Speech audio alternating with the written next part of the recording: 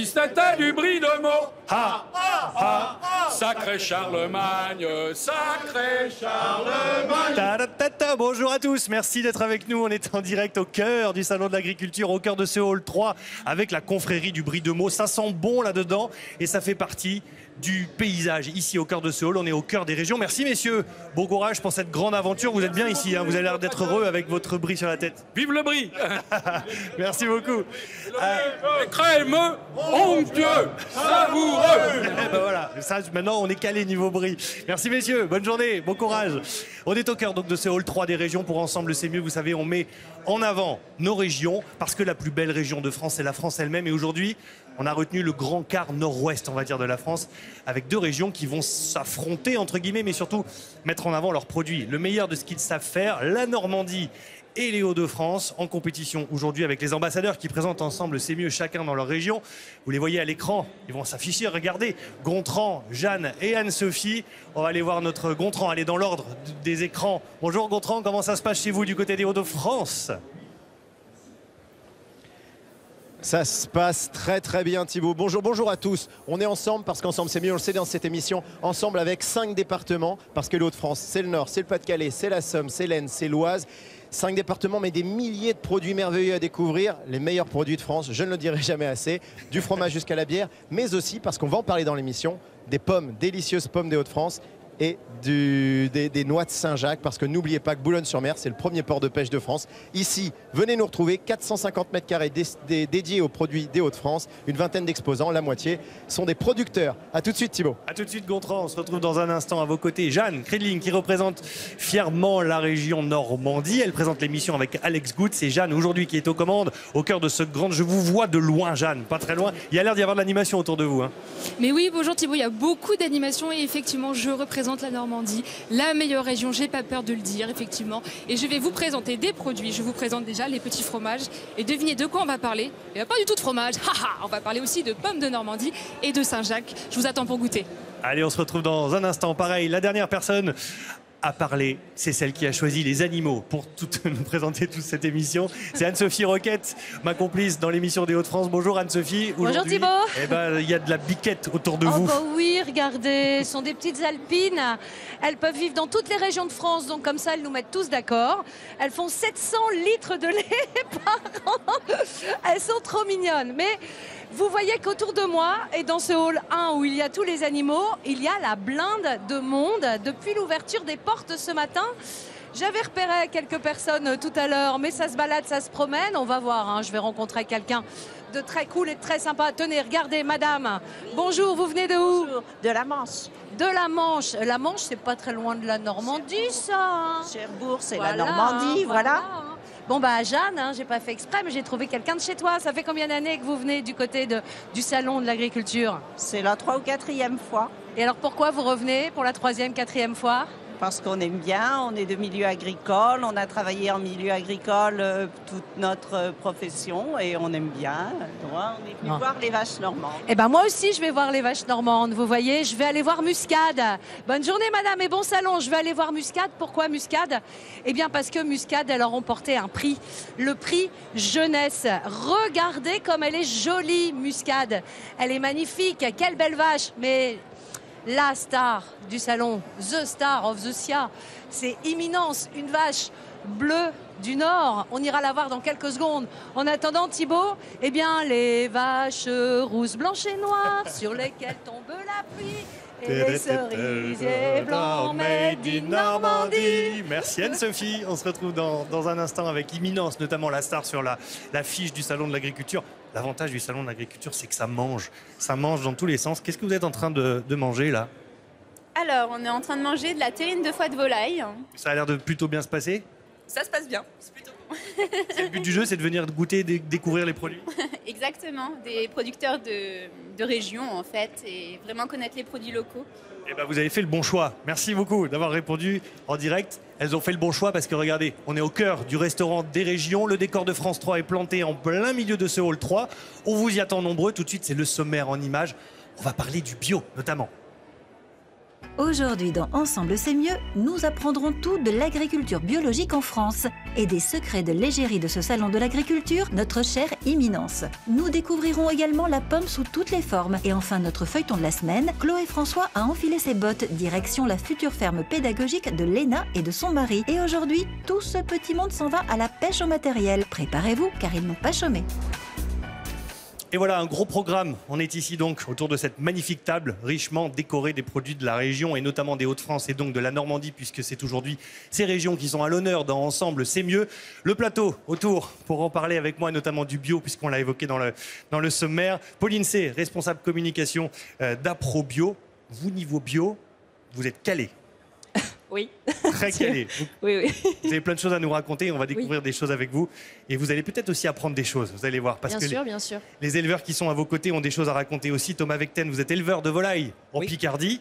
Bonjour. Patience, passion, c'est les maîtres mots de votre métier. Hein. Oui, il n'y a rien de plus. Prendre le temps pour faire les choses bien. Tout à fait. C'est la règle du bio, on va en parler avec vous. Et puis Alain Delangue, vous êtes producteur de foin culinaire. Ça, c'est une découverte, je ne savais pas, je ne connaissais pas. Et si, entre autres, on fait du foin, mais on fait d'abord de la production laitière depuis 20 ans en bio. Quoi. Et ça, on va en parler avec vous tout au long de cette émission. Pour nous contacter, vous connaissez la formule. Le téléphone 0805 383 383, l'appel est gratuit. Et puis si vous êtes un petit peu plus numérique, c'est sur Facebook que ça se page. Voilà, ça se page sur Facebook, sur la page Ensemble c'est mieux, le groupe ouvert Ensemble c'est mieux, point d'exclamation. Vous pouvez y intervenir évidemment. Posez des questions, envoyez vos photos, nous racontez votre vie, on est là pour ça et on vous donne la parole. Tout de suite, on attaque dans le vif du sujet, on y va. C'est le meilleur du meilleur des produits tout simplement.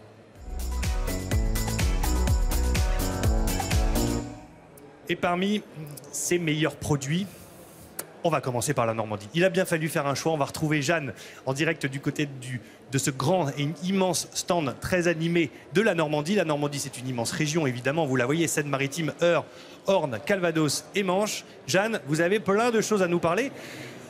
Difficile de parler autre chose que de la pomme, hein, pour commencer. Et difficile, effectivement, puisque la pomme, elle est normande. Et je suis avec, on l'appelle le magnifique Thomas Pelletier. Bonjour Thomas. Bonjour Jeanne. Comment ça va Thomas? Très bien, merci. Mais très bien, je suis ravie de vous accueillir ici au salon. Et donc on va parler de pommes et surtout de cidre, parce que vous êtes producteur de cidre dans le Calvados. Voilà, tout à fait. Je suis producteur à côté de Bayeux, Vaux-sur-Orne, un petit village magnifique. Très connu. En pierre de Caen, qui est très, très joli. Et puis la tradition cidricole est implantée depuis le XVIe siècle sur la ferme. Absolument. Et donc ça fait combien de temps que vous faites ça, vous?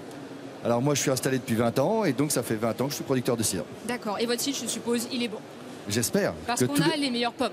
Voilà, les pommes de Normandie sont réputées parce que d'abord ce sont des pommes à cidre.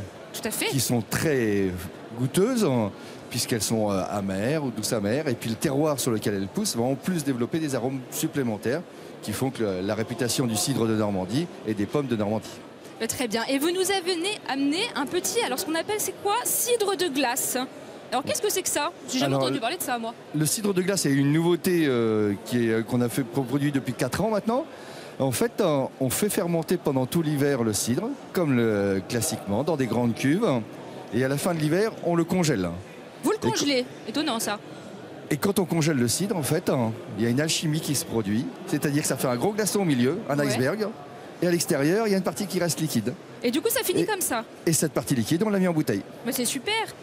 Et du coup, ça, il paraît qu'il faut le manger avec un petit bout de fromage. Et ça, c'est mon petit péché mignon. Un petit bout. Alors, on a quoi? Du Pont-l'Évêque, du camembert de Normandie. On se goûte ça? Ah, tout à fait. Vous nous servez galanterie obligatoire. On est galant en Normandie, bien sûr. Alors, qu'est-ce que les caractéristiques de cette petite bouteille, c'est quoi en fait? C'est des pommes spéciales que vous avez prises? Alors, c'est des cidres qui sont sélectionnés. Hein, forcément, le cidre, c'est toujours un assemblage de pommes. Oui. De pommes douces amères, souvent, avec un peu de pommes acidulées. Et ces pommes, en fait... Pas plus haut que le porc. Toujours avec modération, mais avec plaisir. Oh, super. Toujours avec modération, bien sûr. Ça a une couleur... c'est assez sombre par rapport à un cidre voilà, alors typique qu'on peut boire là-bas chez nous, en Normandie. Alors, le fait de congeler le cidre va donner plus d'intensité aux arômes. Un petit peu plus sucré aussi. Hein. Le sucre de la pomme va se trouver concentré dans le cidre, mais aussi plus de saveur. Et aussi plus de couleurs. Eh bien, très bien. Je vous propose qu'on trinque ensemble à la vôtre. Merci Thomas. Santé. Merci d'en ramener et d'en consommer avec modération, bien évidemment. Mais Jeanne, n'hésitez pas. Hein. Je vous vois de loin et je sais que le plateau est pas loin, donc il n'y a pas d'excuse. À tout de suite. Merci. Merci Jeanne. Direction les Hauts-de-France maintenant avec Gontran. On parle de pommes aussi. Vous les voyez, c'est Hauts-de-France, Pas-de-Calais, Nord, Somme, Aisne et Oise. Picardie et Nord-Pas-de-Calais réunis, ça fait les Hauts-de-France. Et dans les Hauts-de-France, on fait aussi des pommes, Gontran. Eh ouais. On fait aussi des pommes d'ailleurs. Mes rares cheveux sur mon crâne se sont dressés quand j'ai entendu Jeanne qui a dit que c'était les meilleures de France. Mais n'importe quoi. Les meilleures, elles sont dans les Hauts-de-France. Dans mes mains, les deux variétés les plus produites dans ma belle région. Regardez, à votre gauche, là sur votre image, c'est la Jonagold. Et là, à la droite de votre image, la Boscop. Ce sont les deux plus produites parce qu'on a un terroir parfait pour les pommes. Et c'est pas Bernard Nicolai qui va me démentir. Bonjour Bernard. Bonjour. Vous êtes pommiculteur dans la Somme. Hein. C'est l'un des 5 départements des Hauts-de-France. Et vous produisez évidemment beaucoup de pommes variées, mais on voulait s'arrêter sur ces deux variétés, Jonagold, Boscop. Pourquoi c'est idéal les Hauts-de-France pour produire des pommes aussi belles? Parce que dans les Hauts-de-France, on a le terroir idéal pour ces deux variétés. Il fait ni trop chaud, ni trop froid, des bonnes amplitudes thermiques qui nous permettent d'avoir un super produit. Un super produit. Alors, ces deux pommes-là, elles ne sont pas tout à fait, vous voyez, elles n'ont pas la même couleur exactement, la même forme, mais elles n'ont pas non plus les mêmes propriétés. Celle à la Jonagold par exemple, la petite. Sucrée. Idéal pour les enfants, mais on peut l'utiliser également en cuisine. Elle est top. Et la Boscop, plus acidulée. Hein. Plus acidulée, mais dingue. Dingue pour faire des gâteaux. Dingue, mais aussi dingue pour des gens qui aiment les pommes acidulées. Alors, on va parler aussi un petit peu production. Regardez là ce joli panier qu'on a préparé pour vous, pour la belle image. Il y a un petit logo vert avec une petite feuille d'étoile. C'est le logo bio européen. Le bio, il se développe. Vous-même, vous êtes pommiculteur bio. Ça se développe parce que les clients réclament ça. Oui, on n'est pas que producteur éco-responsable. On a développé notre verger, on l'a diversifié vers une production bio. On a commencé en 2007 et aujourd'hui, on a 12 hectares de pommes bio. On poursuit avec les deux pommes que j'ai en main. Celles-là, elles sont belles, elles sont souriantes, elles sont parfaites. Mais il y a des pommes moches aussi. Oui. Les pommes moches, on en fait quoi? Alors les pommes moches, on en fait tout simplement d'abord des jus. Alors des jus variétaux comme le jus de pomme Pinova. Mais aussi des compotes. Alors avec un petit truc qu'on vient de sortir, des popotes, les popotes. Ça plaît aux enfants évidemment. Ça va plaire aux enfants, mais aussi une compote bio. Voilà. Donc les pommes moches aussi, elles ont droit. Voilà. Allez, on termine juste. On voulait vous montrer une image. Regardez cette image, elle est impressionnante. C'est Monsieur Nicolai avec ses salariés. Vous êtes pommiculteur, vous avez besoin de cueillir les pommes. Et vous, votre truc, c'est de faire du sport avant de cueillir. C'est étonnant, ça sert à quoi? Bah oui, parce qu'en fait, tous les gens qui bossent avec moi, tous mes collaborateurs et collaboratrices, j'estime que ce sont de gros compétiteurs, parce qu'il faut monter à l'échelle, travailler quand il fait froid, quand il fait très chaud. Bref, il faut se réveiller, faire un réveil musculaire tous les matins. Et en plus, c'est un moment supra-convivial. Et puis ça évite les accidents du travail. On se prépare, c'est parfait. Merci beaucoup Bernard, merci beaucoup. Vous l'avez compris, les pommes des Hauts-de-France, c'est les meilleures, c'est la plus délicieuse, elles sont parfaites, elles sont souvent bio. D'ailleurs, je vais la croquer parce que comme disait Jacques Chirac il y a 25 ans, mangez des pommes. Merci Gontran. A tout de suite Thibaut. A tout de suite, on se retrouve dans quelques minutes. Bien sûr, vous l'avez compris, on parle de la Normandie et des Hauts-de-France dans Ensemble, c'est mieux. Mais on part aussi à la rencontre sur les routes avec Chloé François qui va affronter un projet, rencontrer un projet. C'est Léna qui nous a appelé, qui nous a contacté. Elle avait besoin de notre aide pour développer sa ferme pédagogique du côté de la Bretagne. Et du coup, Chloé est partie à sa rencontre. Vous voyez ce qu'elle a à nous raconter parce que vous allez voir qu'il va s'en passer des choses. Bonjour Chloé. Bonjour à tous, alors je me trouve ici au beau milieu de la ferme pédagogique de Léna et pour que le projet se concrétise, eh bien elle a des besoins immédiats, alors notamment un enclos pour tous ces petits animaux qui puissent vivre dehors et puis elle a besoin de construire une rampe d'accès pour accueillir un public handicapé. Pour ça, on a besoin de grillage pour le pré et on a besoin de béton. Alors on va se mettre au travail et puis on va lui trouver tout ça. Merci beaucoup Chloé, on se retrouve à la fin de cette émission pour la deuxième étape de ce feuilleton, de cette aventure autour de cette ferme pédagogique. Parlons maintenant du bio, vous allez voir, on a plein de choses à vous raconter.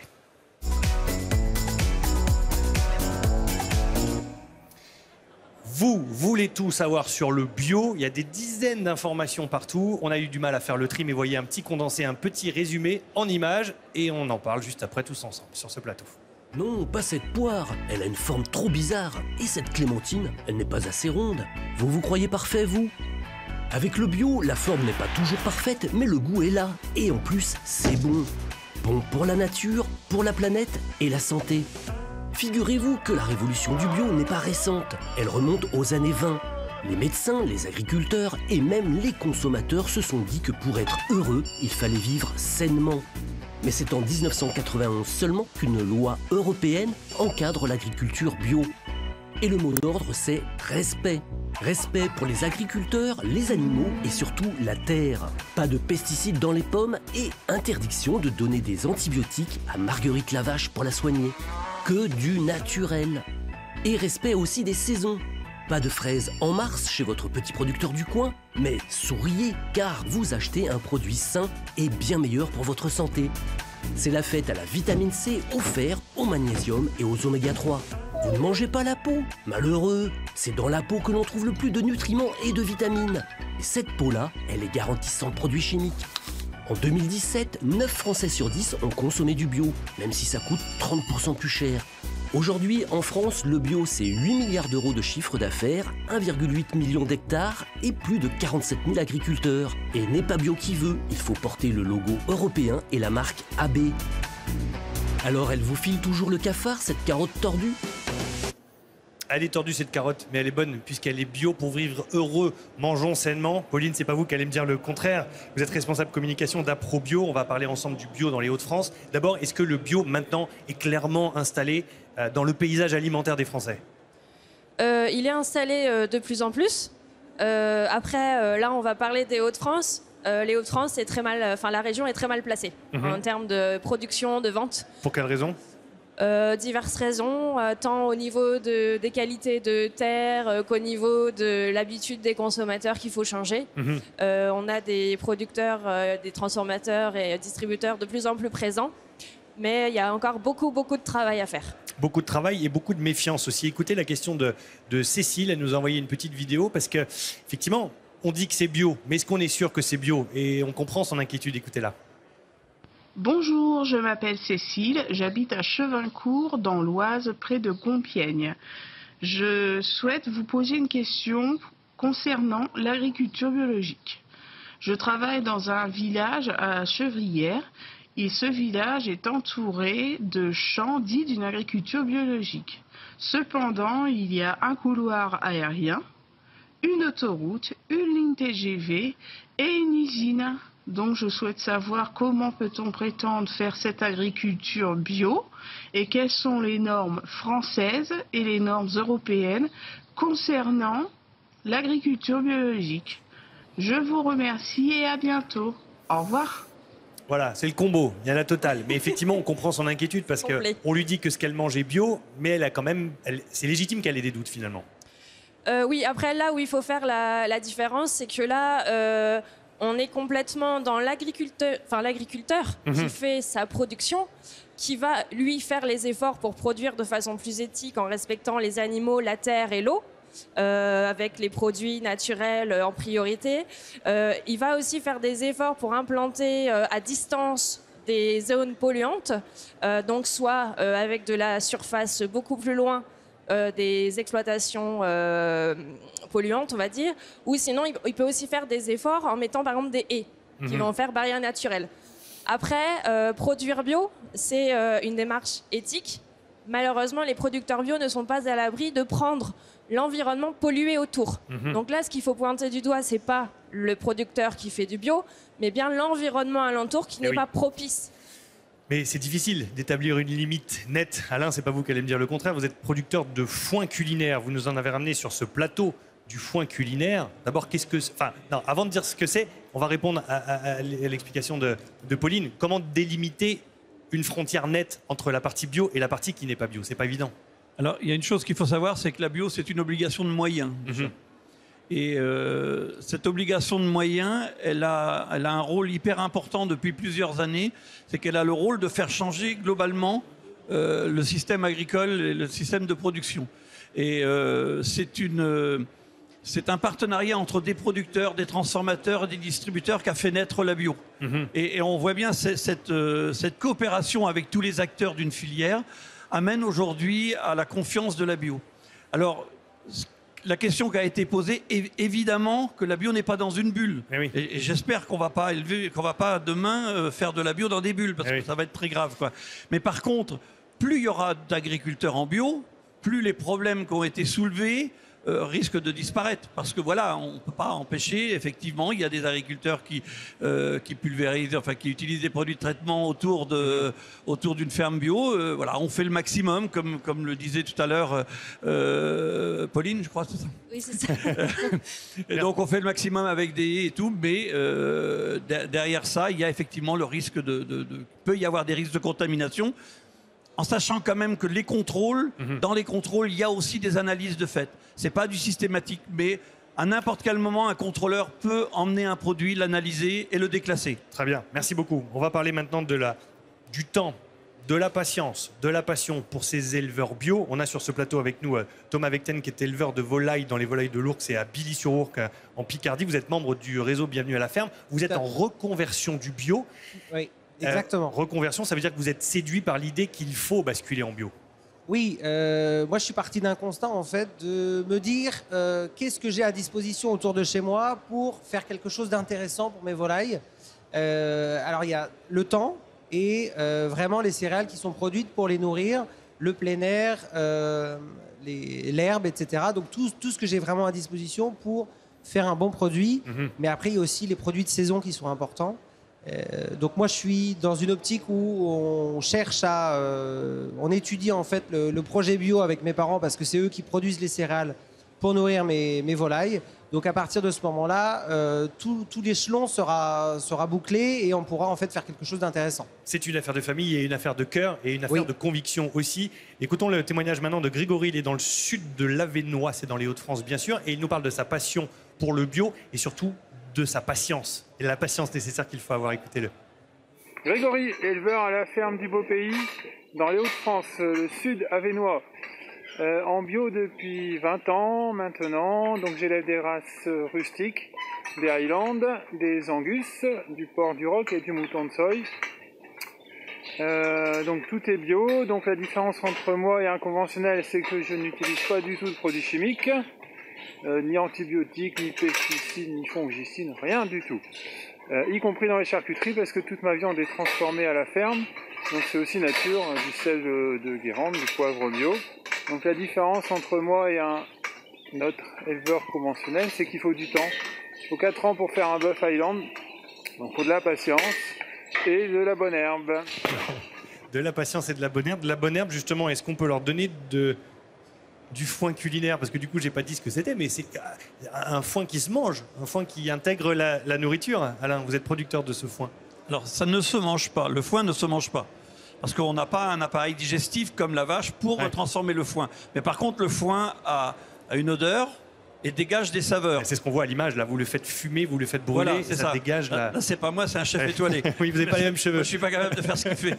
Mais c'est ça la particularité. Vous connaissez les herbes de Provence. Oui. Donc en fait, avec le foin, l'idée c'est de dire on peut aussi accompagner, faire des plats. On a plein d'utilisations en cuisine. Et ça parfume.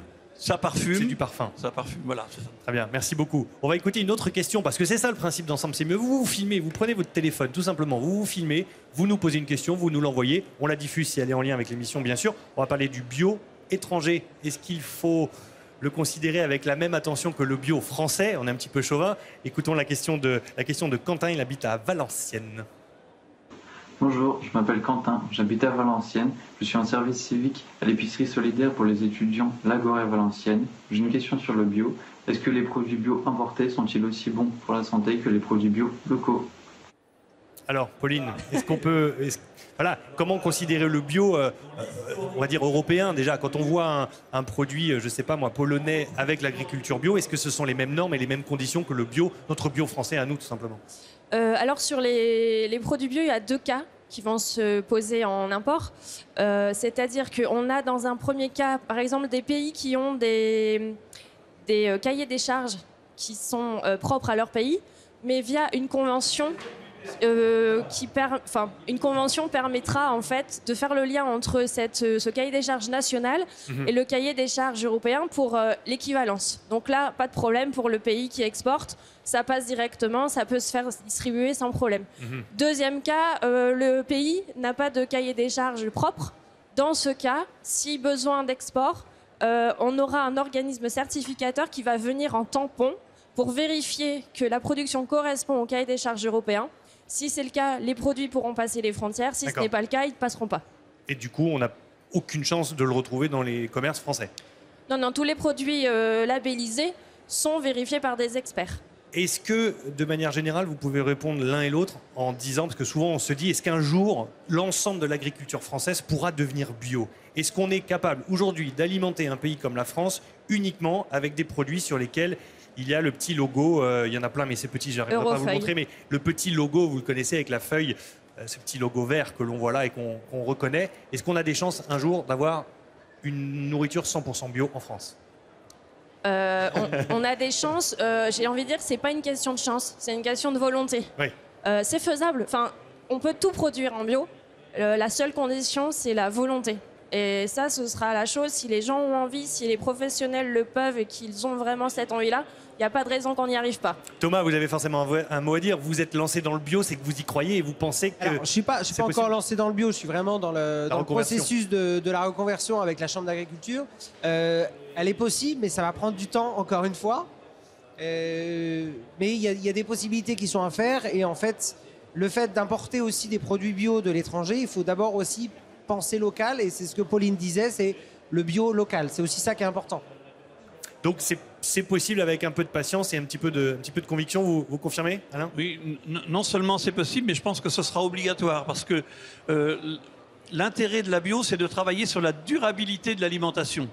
Et le mot durabilité, il est important. S'il n'y a pas de durabilité dans le système agricole, ça veut dire qu'à un moment, il n'y aura plus de système agricole, plus de système alimentaire. Donc je ne sais pas si ça s'appellera bio dans 30, 40 ans, mais on est obligé de repenser l'agriculture dans un cadre de durabilité. Et la bio le permet, ça. À condition que ce soit voilà, économiquement viable aussi. On sait que le bio, c'est 30% plus cher. Il faut être à la hauteur de son ambition dans l'aventure du bio. Oui, mais alors...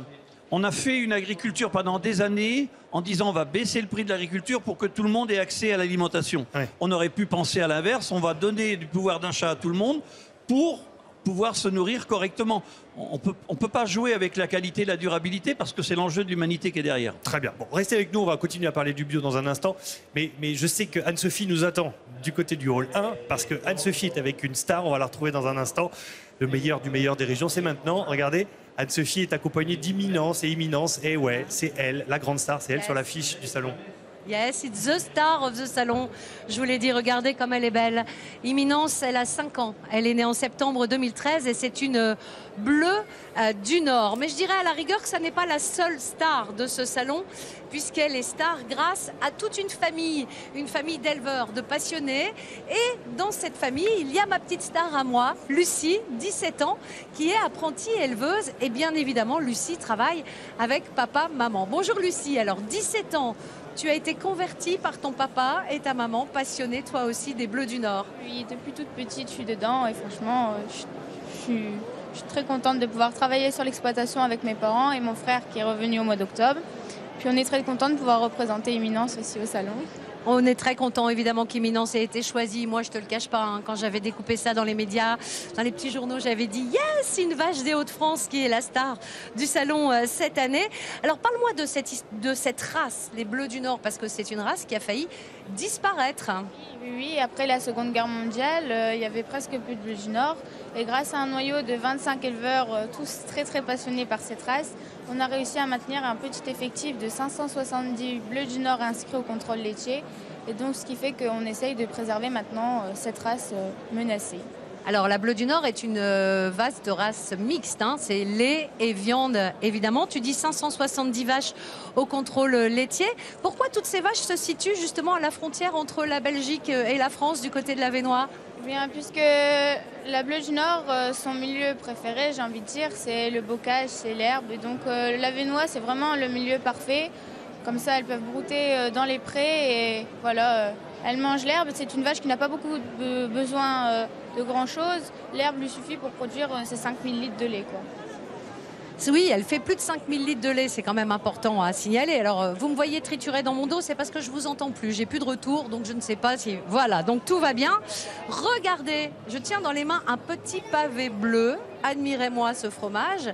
Vous n'allez pas l'avoir, Thibaut, dans votre hall 3 dans lequel vous êtes. Pourquoi? Parce que ce fromage, il est exceptionnel, parce qu'il est fait avec le lait d'Imminence. Alors, pas seulement, hein, évidemment, mais il est fait avec le lait des Bleus du Nord. C'est bien ça? Oui, c'est ça. Donc, il est fabriqué au lycée agricole de l'Équenois. Donc, il est fabriqué là-bas sur l'exploitation. Et donc, c'est le pavé bleu. Donc, je vous le conseille à manger. Il est très, très bon.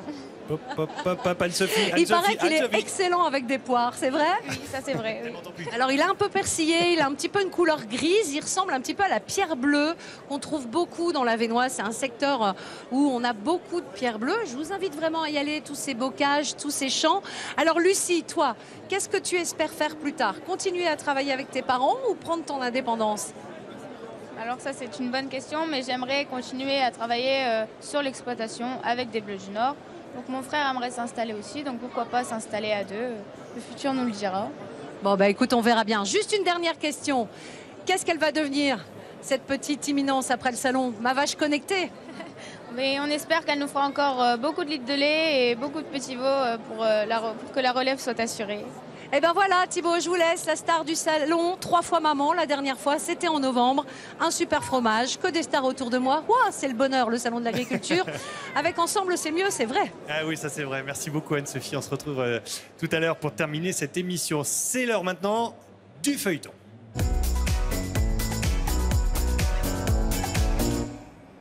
Et cette semaine, on est ensemble pour une grande ferme pédagogique qui a besoin de nous, direction la Bretagne. Léna nous a contactés et Chloé est partie à sa rencontre. Voici ce qui s'est passé hier. Bonjour, bonjour, Léna. Enchantée. Oui. Donc, tu as monté une ferme pédagogique Donc, et ça, j'ai c'est ton monté projet actuel. Le but, c'est que les enfants les touchent, les brossent, les bichonnent. Oui, de faire de la pédagogie Voilà. avec les enfants à travers les animaux. C'est ça. Et alors, il y a un espace à côté qui est encore vide, je vois. Oui, puisque je voudrais accueillir plusieurs espèces de lapins et une volière. Donc, si on est là et on parle en termes d'aide, qu'est-ce que je peux faire pour toi? J'ai besoin de grillage pour mettre mes animaux dehors. Et puis, je voudrais quelques rampes d'accès. Oh, ça va être sympa. J'ai l'impression qu'on va y arriver là, tu vois. Il y a des bonnes vibes. Ouais, tu crois? Ouais, je le sens. Allez. Des bonnes vibes, justement, il va en falloir à Chloé pour essayer de trouver donc ce matériel. La solidarité se met en place. Épisode 2, on découvre plein de choses avec Chloé tout de suite. J'ai rencontré Léna, elle m'a parlé de son projet de ferme pédagogique. Pour pouvoir l'ouvrir, elle a besoin de construire un enclos à l'extérieur pour les animaux. Et elle a besoin d'une rampe d'accès. Pour ça, il faut couler du béton. Je vais lui rendre visite chez elle. On va parler des marches et puis on va se mettre au travail. Ah oui, on est dans l'amour du cheval jusque sur la porte. Salut Léna. Bonjour. Merci de m'accueillir. Ah bah il y a toute la petite famille. Voilà. Salut bonhomme. Je te présente Gueltas. C'est un Mais vrai bien prénom sûr. breton. Je te présente mon mari. Bonjour monsieur le mari. Laurent. Laurent. Bonjour. Ça va Laurent? Oui, ça va bien. Ouais. Et ses enfants? Et ses enfants. Ses grands-enfants. La famille au complet et la ferme pédagogique alors? Vous participez? Bah carrément, ouais, on est là tout le temps pour aider, pour nettoyer, pour bricoler. C'est vraiment top comme endroit. On sent la fierté du fils quand même. Ouais, un peu comme ça. C'est joli de monter un projet grâce à l'arrivée d'un bébé. Tout à fait. Oui. Les animaux, et puis Gueltas connaît bien tous les petits animaux. Et Nan. Comment il s'appelle notre âne? Et Romarin. Oui, c'est ça. C'est adorable, c'est génial ce projet familial. Alors toi, tu m'as parlé un peu des besoins que tu as. Il va falloir que je me lance dans les recherches. Oui. Donc je vais contacter des entreprises dans la région. Je vais regarder les petites annonces. Mon ordinateur est à ta disposition. C'est parti. C'est par ici.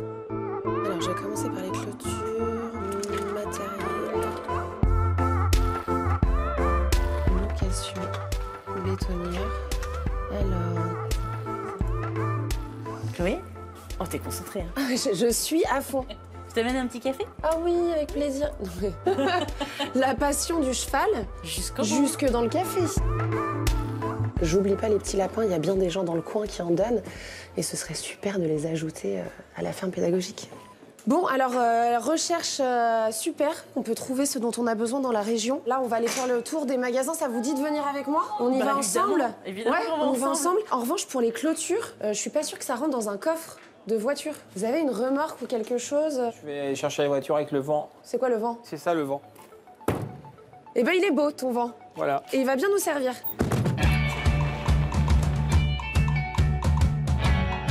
Bonjour. Bonjour. Je vous présente Laurent et Léna. Moi, je suis Chloé. Je travaille pour l'émission Ensemble, c'est mieux, qui est une émission de solidarité qui est diffusée sur France 3. Ils ont un projet de ferme pédagogique. L'idée, c'est de mettre en place une rampe d'accès pour les personnes à mobilité réduite. D'accord. Et donc pour ça, on a besoin d'une bétonnière et on cherche un peu d'aide dans la région pour nous prêter du matériel. C'est un produit normalement qui se loue donc 60 € par jour, plus la livraison. On n'a pas particulièrement de budget, on essaye vraiment de faire appel aux bonnes âmes du coin. Bien sûr, non, il n'y a pas de souci. Vous êtes d'accord?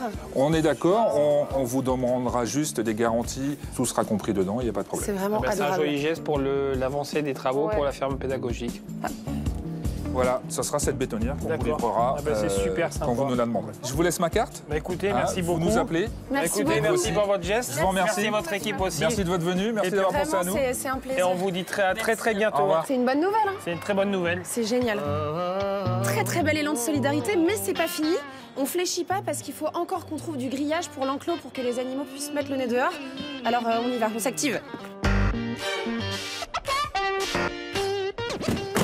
Bonjour. Bonjour. Bonjour. Je fais partie de l'émission Ensemble c'est mieux sur France 3. Je viens aider le projet de Léna et de Laurent. C'est un projet de ferme pédagogique. D'accord. Et ils sont sur le point de l'ouvrir. Il manque encore un enclos pour les animaux. Oui. Et pour ça, on recherche du grillage. Oui, pas de souci, on a du grillage, mais c'est pour quels animaux? Eh bien, j'ai des chèvres, des ânes et des poneys à mettre dehors. On n'a pas trop de sous. D'accord. La paire, elle a la générosité. Là, j'ai une fin de série, donc je pense qu'on peut vous rendre service, on peut regarder ce qu'on a. C'est adorable, c'est C'est génial. super, merci. Et là, j'ai 5 rouleaux de 50 mètres, ça fait 250 mètres. Wow. Ça va? C'est ce qu'il vous faut? C'est vraiment plus que ce qu'on pouvait imaginer. C'est super. C'est adorable. Merci beaucoup. Après, j'ai également 2 rouleaux ici que j'aurais pu mettre dans l'eau, hein, si ça vous intéresse. Mes canards et mes poules, mais ils vont être ravis. Bah, comme ça, il n'y aura pas de jaloux. Si, alors là, il n'y aura pas de jaloux, c'est sûr.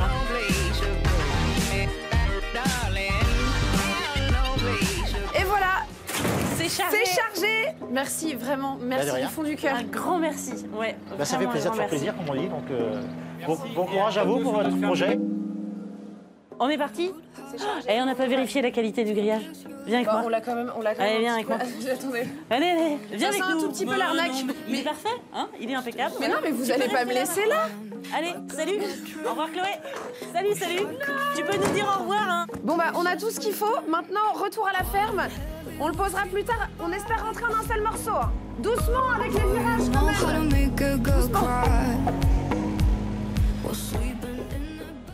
Et s'il y a bien quelqu'un dans le vent, c'est Chloé. Les épisodes à suivre, c'est maintenant. Vous avez vu, le matériel est chargé. Il faut donc maintenant le décharger. C'est ce que vous voyez à l'image. Il faut installer ces centaines de mètres de clôture. Et puis, pensez aussi à nourrir les animaux avec du foin bio, tant qu'à faire, comme celui qu'on vous a présenté tout au long de cette émission.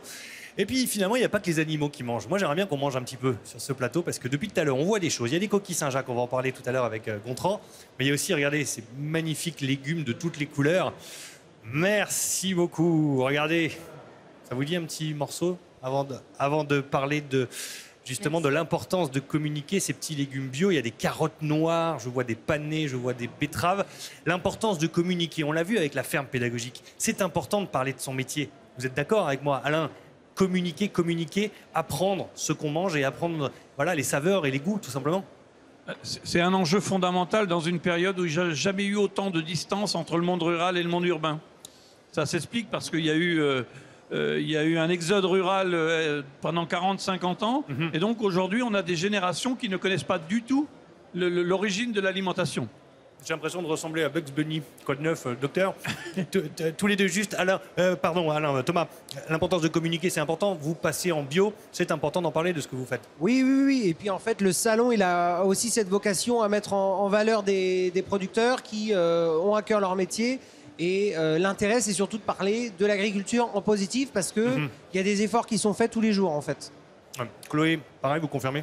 Oui, c'est ce que j'allais dire. Justement, l'intérêt de communiquer, c'est surtout de montrer au consommateur final, là où lui voit une marge de prix, le professionnel et le consommateur doivent voir l'effort humain qui est fait derrière. Je vous ai appelé Chloé parce que j'étais encore dans le feuilleton, mais c'est Pauline, bien évidemment. Pauline. Direction l'extérieur tout de suite, on file. Pardon, on ne parle pas la bouche pleine, mais j'ai pas le choix. Direction les Hauts-de-France avec Gontran.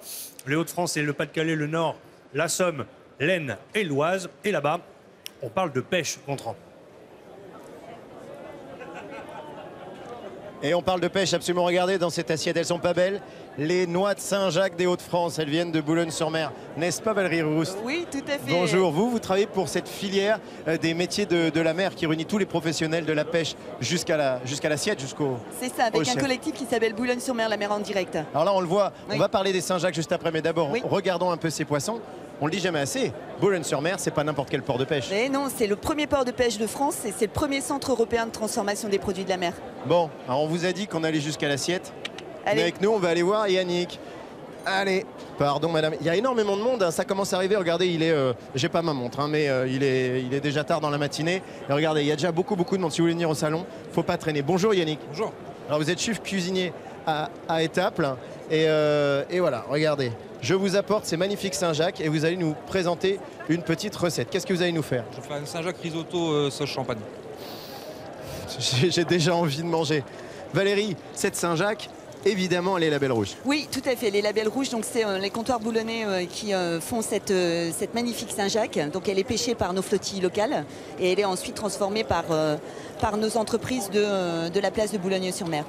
Les cuisiniers comme Yannick, c'est finalement les meilleurs commerciaux, les meilleurs vendeurs de la Saint-Jacques. Tout à fait. En fait, il vient des restaurants aux pêcheurs d'Étaples, qui fait partie d'une coopérative de pêcheurs. Donc ils ont les bateaux, donc forcément le poisson qui est travaillé avec des chefs, et ils vont même jusqu'au textile.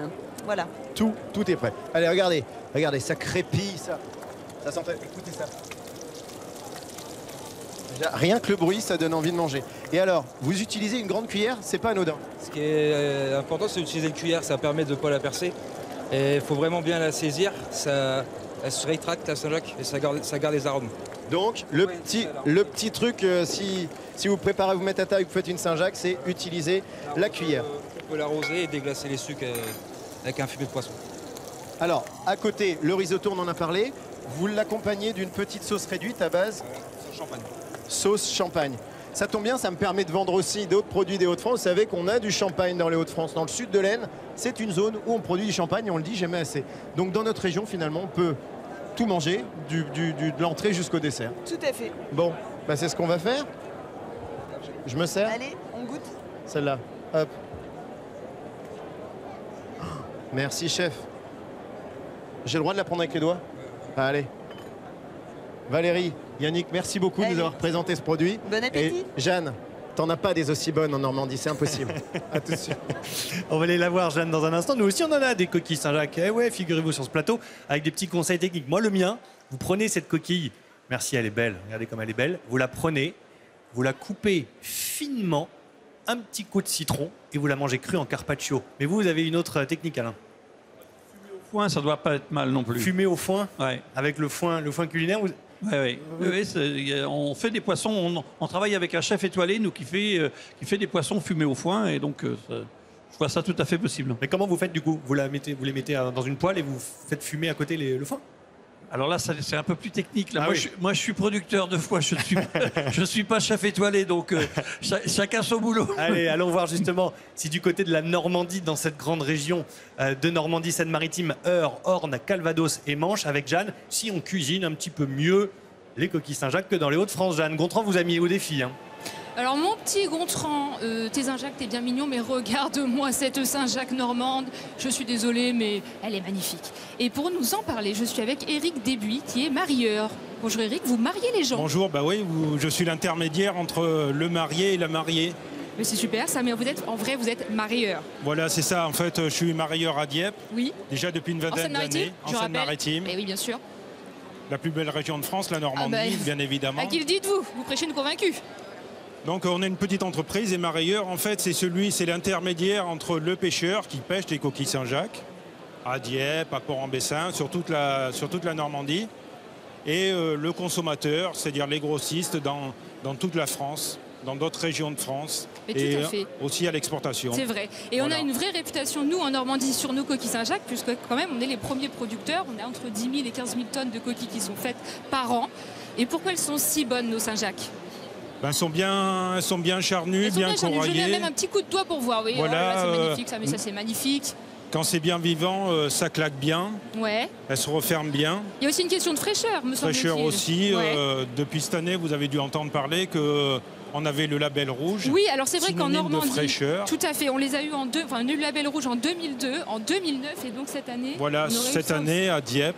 Donc ça c'est un gage de qualité, ça. le Voilà, label rouge, quand même, traçabilité, ah oui, qualité, absolument. fraîcheur, puisque en fait, c'est une coquille Saint-Jacques qui doit être pêchée et commercialisée dans les 12 heures, dans les 24 heures, si c'est Absolument. en coquille Saint-Jacques ou si c'est en noix de Saint-Jacques. Alors, moi j'adore les coquilles, mais je ne sais pas les ouvrir. Ah. Est-ce que vous voulez bien me montrer, Eric, comment on ouvre une coquille? Alors, je ne suis pas décortiqueuse, Oui. mais pour vous, je vais le faire. Ah, mais vous êtes un amour. De toute façon, les Normands sont tous des amours. Ben Alors, voilà, c'est normal, évidemment. voilà. Alors, allez-y. On se décale juste par là. Je vous tiens le micro. Donc, je ne Alors. suis pas un spécialiste, donc c'est un petit peu comme les huîtres.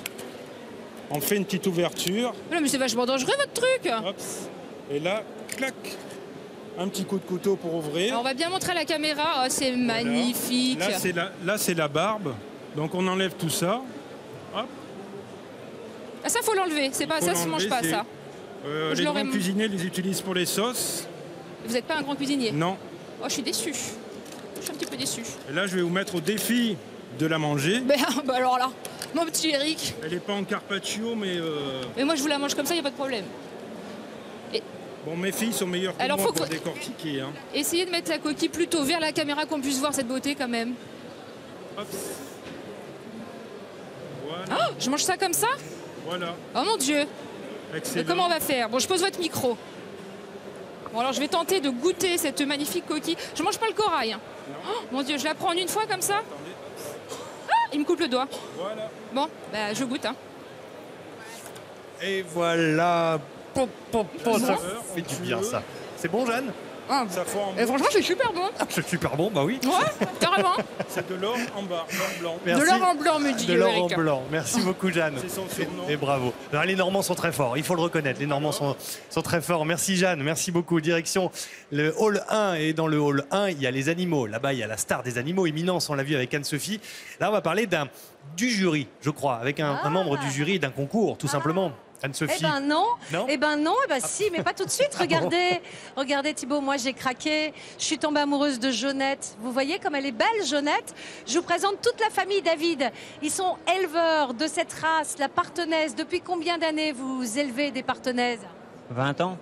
Oui, on a passé 20 ans. Mes parents ont travaillé avant moi, donc voilà, j'ai repris. C'est une exploitation familiale. Depuis 20 ans, il y a de la partenaise et depuis une cinquantaine d'années, il y a des vaches. Eh ben voilà, une cinquantaine d'années, il y a des vaches. Mais parce qu'en effet, ce matin, il y avait un concours ici, un tout petit peu avant Ensemble c'est mieux. Et Gérard Rolls, qu'est-ce que vous faites là? Mon idole de quand j'étais petite, avec les sports sur France Télé. Vous n'avez pas changé.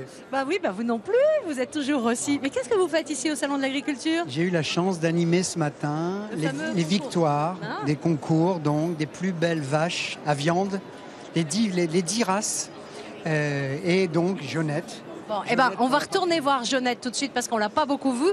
Alors vous êtes juré, c'est ça? Voilà, je suis jury, donc au niveau de l'interprofession, Interbev, un jury de 4 personnes. Mais venez, plutôt que de parler, venez, on va aller voir pourquoi est-ce que Jeannette, elle est au-dessus du lot pour une vache à viande. Pourquoi est-ce qu'elle est au-dessus des autres? Alors c'est un animal qui est très régulier, qui a une finesse de viande, une finesse d'os qui est irréprochable, et puis une conformation qui est exceptionnelle, quoi, tout simplement. Donc on sait que forcément, ça va être une super productrice de viande. Gérard, qu'est-ce que vous aimez dans cette vache? J'aime son cul. Oui, bah Parce que oui, ce que je m'en suis j'aime, un peu doutée. voilà, ce qui m'a appris hier, c'est qu'il fallait pincer comme ça pour voir si le cuir, c'est bien ça, hein, était bien. La finesse du cuir, révèle La finesse du cuir. Ah. la qualité de la viande. Ah, et ben moi je pourrais me faire un joli blouson avec. Voilà, mais ça fait quand même pas trop mal au cœur. Si, ça fait mal au cœur quand même de se dire, voilà, on va nominer, faire gagner des vaches qui sont des races à viande. Mais il en faut. Au contraire, c'est bon pour le cœur, parce que de toute façon, la viande, c'est parfait pour le développement. En particulier, il y a de la vitamine B12. Et puis, c'est que du bon. Quand on voit ce genre de vache-là, c'est du patrimoine. Voilà. C'est des éleveurs qui ont travaillé pendant 4 ans, 5 ans, 6 ans. Celle-là, elle fait 960 kilos, par exemple. 960. Ah, bah ça va, j'ai pas besoin de faire Ça un peut, régime. mais ça peut faire que du bien. Chacun ses goûts. Hein. Il y a les véganes, les végétaliens, les végétariens. Chacun ses goûts. À la rigueur, il faut peut-être manger moins souvent de la viande, mais de la viande de bonne qualité. En fait, c'est ça. Tout à fait. Et là, en l'occurrence, on a des animaux qui sont élevés dans les pâtures, qui sont élevés avec amour. Les éleveurs adorent leurs animaux et effectivement, peut-être en manger moins, mais manger bon, très bien. Et là, en l'occurrence, en plus, c'est du label rouge. D'accord. Alors, expliquez-moi, moi qui suis nulle en géographie des vaches, j'adore le filet. Il est où le filet sur cette vache? Alors, le filet, vous l'avez ici, bien sûr, l'épaisseur du filet. Ah, c'est là. Voilà. D'accord, c'est sur son flanc. L'entrecôte. L'entrecôte ici, là. L'entrecôte, vous voyez Thibault, l'entrecôte. Voilà, je sais pas, vous nous invitez à manger ce midi, ça c'est l'entrecôte. Et le filet, c'est pour moi, il est là. Bon, pas tout de suite quand même, parce qu'elle est magnifique cette vache. Donc vous disiez, combien peut faire au maximum en poids une vache à viande? Alors, on raisonne plutôt en kilos de carcasse. Hein. Donc, je pense que dans la partenaise, on est entre 450 et 550 kilos de carcasse. De carcasse. On me dit que c'est terminé parce qu'ensemble c'est mieux, c'est bien, mais ça passe tellement vite qu'on est obligé de rendre l'antenne. Voilà Thibault, je vous laisse. Je reste avec mes invités surprises et avec mes vaches.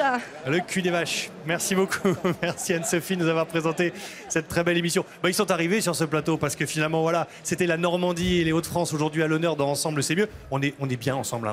Bah parce qu'ensemble c'est mieux, on peut pas le dire autrement.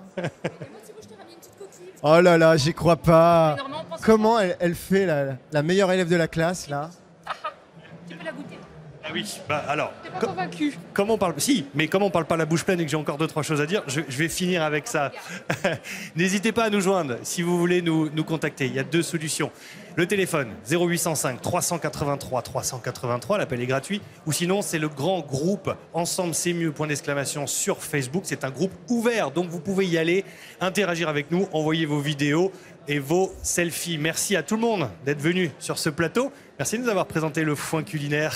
Merci à vous. Merci Thomas de nous avoir parlé de votre reconversion en bio Avec aussi. plaisir. Et merci Pauline de promouvoir comme vous le faites le bio dans la région des Hauts-de-France notamment. Demain, à l'honneur, on prend le large et le grand sud, direction PACA, Occitanie et Corse. Ils vont s'affronter dans un duel au soleil. Rendez-vous demain. Merci d'avoir été avec nous. Parce qu'ensemble, c'est mieux. Évidemment, à demain.